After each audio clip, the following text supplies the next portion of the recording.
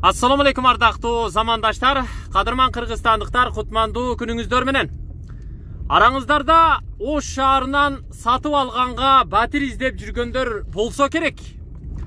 Биз бул серияда Тез кабар каналынан сиздерге Ош шаарынын ХБК Кичи районунан сатыла турган 4 бөлмөлүү батирди көрсөтмөкчүбүз. Бул көчө Уркуя Салиева атындагы көчө. Ош облустук балдар клиникалык ооруканасынан троллейбустун конечный тарапка келе жатабыз. Кожный диспансерден өттүк. 122 маршруттук каттамдын конечныйына келдик. Дал ушул жерден сиздер сол тарапка буруласыздар. Бул көчө менен түз барсаңыздар юридикалык институт бар. Андан солго бурулуп киресиздер. Азыркы маршруттук каттамдын айлампасынан түз эле ичкери кирип, университеттин дарбазасына жеткенде кайра солго бурулуп, 100 метр жүрсөңүздөр жолдун оң жагында мына ушул көп кабаттуу үйдү көрөсүздөр. 105 серия 44А номурундагы үй Уркуя Салиева көчөсүндө жайгашкан. Биз азыр ушул домдун оңдон эсептегенде 5 подъездинин 4 кабатындагы сатыла турган батирди көрсөтөбүз. Подъездерди эсептеп барабыз, оңго бурулуп киребиз. Ал эми бул жерде болсо көрүп турасыздар, беседкалар, балдар ойноочу аянтчалары да бар экен. Ошентип биз 5 подъездге кирип 4 кабатка чыгып келип калдык. Солго буруласыздар. 42 номурдагы сатыла турган 4 бөлмөлүү батир. Батирдин сырткы эшиги мындай бурун эшик. Баарын ачып даярдап койгон. Андыктан биз менен чогуу болсоңуздар, азыр ушул батирди сиздерге толук аягына чейин көрсөтөбүз. Эскерте кетейин, башында бул батир сатылат же жер үйгө алмаштырылат. Баасында айтабыз, бүт ички шартын, ремонтун көрсөтүп чыгабыз. Батирдин ээси менин жанымда, азыр баарын айтып берет, көрсөтүп берет. Саламатсызбы эже? Кандайсыз? Сиз мага жакын жүрүңүз, катуу сүйлөп, менин суроолорума так туура жооп берсеңиз болду. Ден соолук жакшыбы? Жакшы. Анда баштадык, даярсызбы? Даярбыз. 4 бөлмөлүүбү? Ооба, 105 сериядагы көп кабаттуу үйдүн 4 бөлмөлүү батири негизи чанда кездешет. Көбүнчө 3 бөлмөлүү батирлерди билесиздер да. 4 бөлмөлүү батир үй бүлө мүчөлөрү көп, чоң үй бүлөгө менимче туура келет. Батирдин ички ремонту жакшы экендигин сиздер киргенде эле байкап турасыздар. Азыр бир чекеден көрсөтө беребиз. Полдон баштайын. Сиздер сырттан киргенде эле прихожкада сол тарапта мындай бут кийим коюучу атайын эмерек коюлуптур. Пол ламинат экен. Ачык түстөгү ламинаттар, тагыраагы жыгач өңдүү ламинаттар экен. Бир чекеден көрсөтөбүз. Бул коридор оңго бурулуп кайра төргө өтөт. Ортосу мындай арка түрүндө тосулган. Көрдүңүздөрбү? Оң жактан бөлмөлөрдү бир чекеден көрсөтө беребиз. Мен эжебизге суроолорду биринин артынан бирин жаадырам. Айтыңызчы, менин алгачкы суроом эже. Батирди эмнеге сатып атасыз? Эмнеге мындай чечим болду? Жер үй алайык дегендегиз бар эле. Жер үй алайын дедиңиздер. Ошон үчүн сиз айтып атасыз да, мунун варианты да бар, жер үй болсо алмаша берем деп атасыз да, жакшы райондон болсо. Туурабы? Ооба, бардык шарты бар райондон болсо болот дейт. Андыктан сиздер аракет кылып расчет алып тура берсеңиздер болот. Коридор оң тарапка бурулуп, узун коридор болот экен, көрдүңүздөр, сол жагыдагы төргө чейин, оң жагыдагы төргө чейин. Эң төрдөгү биринчи эшиктен баштайын. Бул жагыңыз эмне? Төшөк кана, кладовка экен да? Кеңири экен. Негизи проектиси жакшы экен. Төрдөгү сол тараптагы биринчи бөлмө. Бул спальный бөлмө турбайбы? Уктоочу бөлмө. Уктоочу бөлмө. Көрүп турасыздар, ата-энелердин уктоочу бөлмөсү чоң эле бөлмө экен. Атайын эмеректер менен жабдылган, туурасы 3 метр, узундугу 4 метр. 12 метр квадрат чыгат. Бир терезеси бар. Отопление бул жака киргенби? Кирген отопление. Кирген. Мына мындай ачык түстөгү туш кагаздар менен жасалыптыр. Занавеска илинген, потолокко бир люстра коюлган. Ал эми полу болсо ламинат экен, көрүп турасыздар. Сиздер бул бөлмөгө киргенде оң жакка бурулуп карасаңыздар, мындай чоң кийим кече коюучу атайын эмеректер да коюлуптур. Мен эжеден бир нерсени сурап алайын. Эмеректер бардык бөлмөдө көбүрөөктөй көрүнүп атат. Булардын кайсынысы калат, кайсынысы кетет, келишим кандай болот эже? Эмеректердин бардыгы калат. Бардыгы калат. Эми ушул жерге, ушул бөлмөлөргө расчет алып заказ берип жасаткансыздар, туурабы? Муну эми башка жака алып барсаңыз туура деле келбей калат. Өлчөп жасалган. Өлчөп жасалган. Лучше ушундай калганы жакшы. Бул детскийби? Детская комната. Детская комната. Балдардын уктоочу бөлмөсү. Уктаганга шарт бар. Бул менимче дух ярысыны болот го берака тарткан да? Бери тартып бир орун болот. Астын тиги көк тарабын бери тартса, дагы бир балдарга орундук пайда болот. 2 бала ушул жерде жатса болот. Үстүндө текчелери менен китептерге, окуу куралдарына, сабак окуганга, компьютер койгонго кыскасы бүт шарт бар экен. Бул бөлмөдө отопление бар. Моющий обойлор менен жасалыптыр. Таш өңдүү. Төрдө болсо занавеска бар, бир терезеси бар, көрүп турасыздар. Бөлмөнүн туурасы 2,80, 3 метрге жакын, ал эми узундугу 4 метр чыгат. Полу ламинат. Башка бөлмөлөрдүкүнө окшош, бардыгы бирдей эле экен. Кандай дейсиз эже? Теплый пол боюнча? Бардык комнаталар теплый пол. Бардык комнаталар теплый пол. Мынаке факт. Көрдүңүздөрбү? Бардык комнаталарда теплый пол дейт. Бул жерде датчиктери менен бар экен. Баарын ушул жерден эле жандырып коесузбу? Жок, ар бир комнатанын өзүнүн датчиктери бар. Өз-өзүнчө датчиктери бар. Эми 3-чү бөлмөгө башпагалы. 3-чү бөлмө сол тарапта төрдө турат. Киргенде эле телевизор орундугун көрөсүздөр. Бул жерге антенна келтирилиптир. Үстүндө Wi-Fi аппарат турат. Демек интернет да бар, бүт баары бар. Бул дагы бир негизи спальня болуш керек болчу. Азырынча бул эжебиздин үй бүлөсү бул бөлмөнү холл зал кылып алыптыр. Узундуурасы 4x4 16 метр квадрат чыгат. Төрдө теплый полдун датчиги да турат. Негизи ачык түстөгү полосатый гүлдүү обойлор менен жасалыптыр. Обой менен занавесканын түсү дагы түспөлдөш, бири-бирине ээрчип турат. Бул эми холл экен.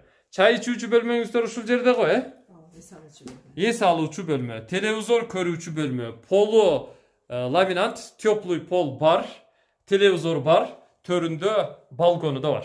Мен балконго чыгайын. Балкон менен бөлмөнүн ортосундагы аралык өзүнүн родной жыгач эшик терезелери менен тосулган.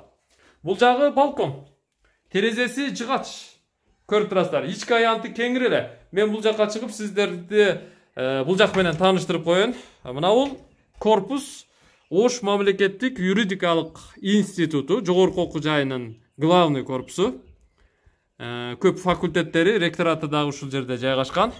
Ал эми сол жакта көрүп турасыздар. Бул ХБКдагы жаңы конуш, анын нар жагында Жетиген мектеби, анын нарагында Манас эстелиги бар. Мына бул чоң турбаларды көрүп атасыздарбы? Ушул жерден бир көчө өткөн, анын жанында теплотрасса бар. Ош ТЭЦтен чыккан ысык суу ушул теплотрасса аркылуу целый бүт шаарга таркайт. Менимче бул жерде отоплениядан маселе болбосо керек. Төрдө жаңы үйлөр да бар, анын ар жагында троллейбустун конечный, анан запчасть базар бар. Көрдүңүздөрбү? Мен бул жактагы бардык объекттерди сиздерге кенен кесир түшүндүрүп бердим. Бул балкон болду, эми кайталы. Сөзгө улай, отопленияны сурап коеюн. Азыр эле теплотрасса тууралуу сөз болду. Отопление боюнча реалдуу сөзүңүздү айтыңызчы же? Жылуубу? Отопление аябай жакшы иштейт. Центральный ысык суу да берилет кышкы убакта. Кышында ысык суу да бар деңиз, Теплотрассанын жанында болгондуктан ысык суу кайнап эле бөлмөңүзгө кирет турбайбы? Аябай жакшы берилет. Жакшы. Бул жерге кир жуучу машина да коюлуптур. Азыркы бөлмөдөн чыкканда оң жакта төшөк жийүүчү атайын орундук да бар экен. Бул гардеробный төшөк жай экен, көрүп турасыздар. Андан түз кире турган болсок, бул жагы душевой, ванна. Полдон баштап потолокко чейин кафелденип жасалыптыр. Аристон бар, кафел ачык көк түстө, ванна коюлган. Мурдагы өзүнүн чугунный жакшы ваннасынан коюлуптур. Эми 4-чү бөлмөгө башпагалы, сырттан киргенде коридордон түз 2 канаттуу эшик менен кире турган болсоңуздар, бул чоң зал, конок бөлмөсү. Лоджаны кошуп коюпсуздар да? Кошуп койгонбуз. Чоң бөлмө болуп калыптыр. Арка түрүндө ачылыптыр, көрүп турасыздар. Ортодогу эшиктер да алынып салынган, терезелер да алынып салынган. Бөлмө чоңойгон. Лоджаны кошуу эсептегенде бөлмөнүн узундугу 7 метр, туурасы 4 метрди чамалайт тугандар. Ачык түстөгү гүлдүү туш кагаздар менен жасалып, отопление киргизилген. Батарея трубалары дагы жаңы труба батареялар менен жасалгаланыптыр. Полу линолеум экен, бул жак. Бул жакта теплый барбы, жокпу? Бул жакта теплый пол өзү комната аябай жылуу болот. Комната жылуу болот. Теплый полду отопление болсо кайсы убакта иштетесиздер? Баягы отопление бергичеңди баягы межсезон болот го. Ошол иштетебиз. Отопление бармалында өтө ысып кетет. Өтө ысып кетет. Отопление жылуу суу келген учурда сиздер теплый полду өчүрөсүздөр. Ошону менен те жазга чейин. Туурабы? Жакшы. Төрдөгү лоджия тарабындагы көрсөтүп коелу. Занавеска илиниптир. Карниздери менен көрүп турасыздар. Терезелери ак түстөгү пластикке которулуптур. Бул жагы жасалганда, ремонт болгондо утепление жасалган бежи? Толугу менен утепление болгон. Утепление болгон. Менен гипсокартон менен утепление болгон. Гипсокартон, анан кирпич менен утепление болуп жасалыптыр.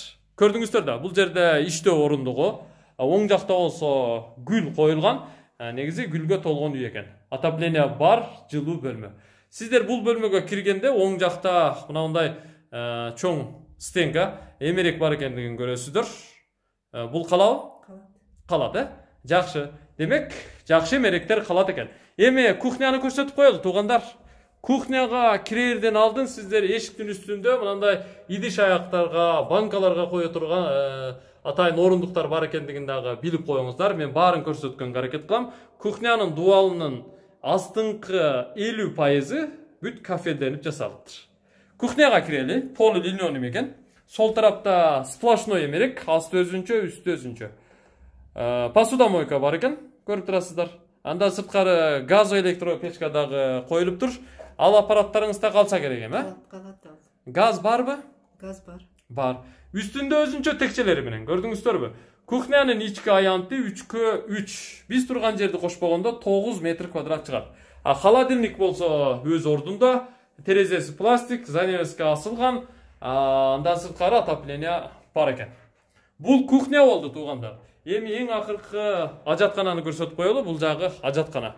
Полу кафел, дубалдын жарымына чейин кафел, анан кошумча кичинекей аристон дагы коюлуптур. Бул аристон эми кухняга дагы ысык суу берсе керек, Кухняга туалетке кирет. Жакшы. Батириңиз негизи жакшы батир экен. Аурасы жакшы, көпчүлүккө жага турган батир го менимче. Канча жыл бала чака менен жашадыңыздар бул батирде? Балачка менен биз 10 жылдан ашуун жасадык, азыр точно эсимде жок, 10 жылдан ашуун. 10 жылдан ашты, Эми жер үйгө чыккыңыз келип калды. Балдар чоңойду. Балдар чоңойду. Мына ушундай бактылуулук баарыңыздарга насип кылган болсун. Квартирада 10 жылдан ашык убакыт жашап, шаарда. Анан шаар четиндеги же элиталык микрорайондордон жер үй сатып алып, бул эже чыгып кетип атат экен. Анулай сиздер дагы мына ушундай бактылуулуктарга жетиңиздер. Биз батирдин баасын сурап көрөлү. Канча дейсиз? Şu garaj менен 48 деп атабыз. Гаражы менен? Гараж бар. Гараж барбы? Бар. Гараж каякта? Сыртта, юридический институттун жанында. Сыртта. Жанагы Конечныйдан түз келип эле университеттин воротасына солго бурулган жерде гараждар турат. Ошолордун катарындабы? Ошонун катарында. Гаражда калат. Гаражда. Анда жакшы экен. Гаражы менен канча дедиңиз ошондо? 48. 48 000 доллар. Гаражы менен туугандар 48 000 доллар экен. Гаражы да сиздердики, бул батир толук эмеректери менен да сиздердики. Только сүйлөшүш керек. Батирди алып калыш керек, келип бул жерде жыргап жашаш керек. Вариантка жер үй болсун, Жер үй болсун. Кайсы микрорайондордон болсун?